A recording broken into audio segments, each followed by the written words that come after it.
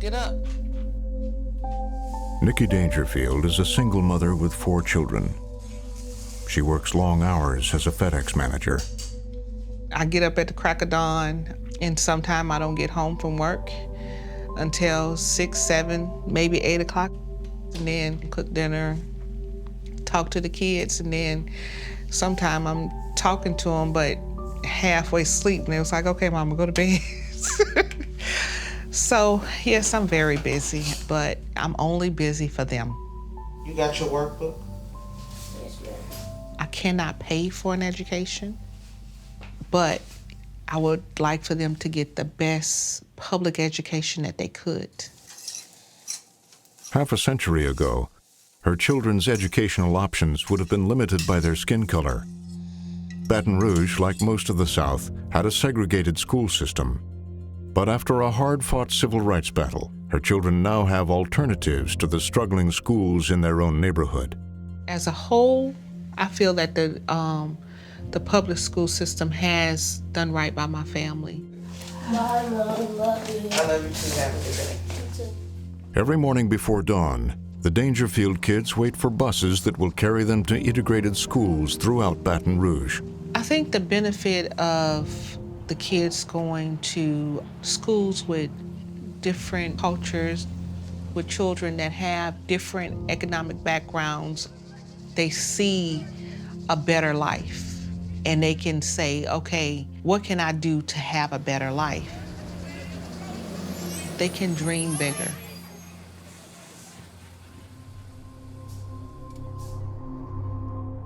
These schools are some of the worst schools in the country. They're some of the most violent schools in the country. Nobody's getting educated in these schools. But not everyone is happy with how busing has changed the schools here. What are they doing? Where is their plan to better the schools? Fed up with what they say are dangerous, failing, and mismanaged schools, a group of residents has come up with a plan. The line actually comes down here. He was a city council. They've begun a movement to form an entirely new city out of a large area of suburban neighborhoods, taking part of the East Baton Rouge Parish school system with them. You know, thank you for coming out tonight. I see these children here. That's why we're here.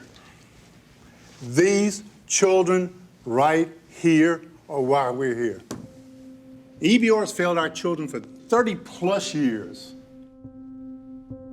The new city would be called St. George and would be whiter and more affluent than Baton Rouge. And starting right here with this petition right here, we have the opportunity to make a difference. We can do it. So come on up and sign the petition. Thank you.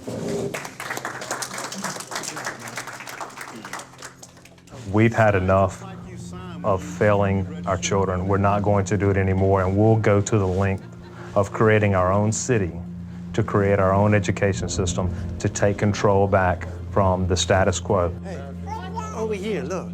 The fight hasn't even started yet. The powers that be will do everything that they can do to make this not happen. It will take roughly 18,000 signatures to get the idea on a ballot, and the group hopes to achieve that by the end of 2014.